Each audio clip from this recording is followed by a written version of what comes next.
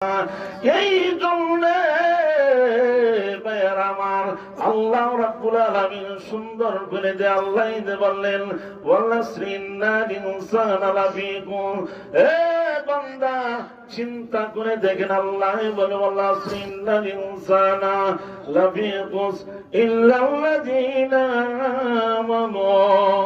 ইমানদার যদি হয়ে যায় আল্লাহ বলছে বান্দারে আমি আল্লাহ রাব্বুল আলামিন এত সুন্দর জান্নাত মালিক বানিয়ে দিবে।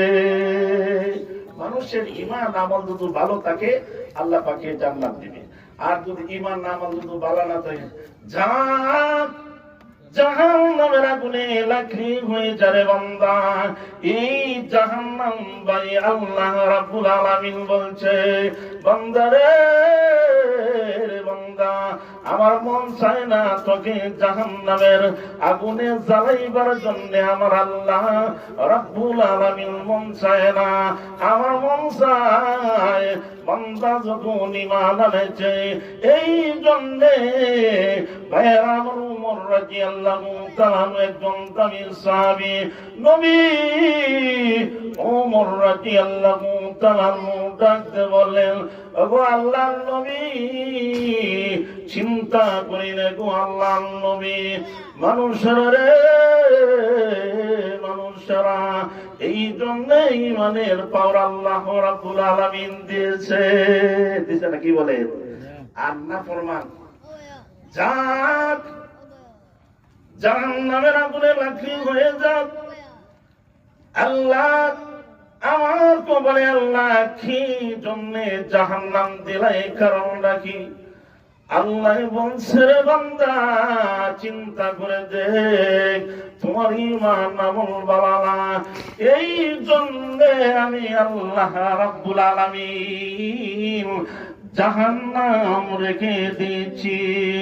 আল্লাহ বলছে বান্দারে এত মজা আমি আল্লাহ কোরআনের মধ্যে দিয়েছি, তুই চিন্তা করে দেখ রে বান্দা এই দুনিয়ার জগতের মধ্যে ভাইজান যতদিন থাকবেন থাকার পরে শুধু আল্লাহর কোরআনের নবীর গুণ মাদ্রাসা না থাকে রে ভাই এই মহল্লাটার মধ্যে আযাব গজব থাকবে, কোরআনের পাওয়ার নাই, আমল বন্ধ হয়ে যাবে। কথা ঠিক না? হ্যাঁ। আর যদি যে নবী এত কষ্ট করলেন আল্লাহ নবীর সাহাবী উমর রাদিয়াল্লাহু তাআলা বললেন ওগো আল্লাহর নবী গো আল্লাহর নবী এত সুন্দর আয়াতের কারিমার মধ্যে আল্লাহ রাব্বুল আলামিন খুব মজা করে বলছে।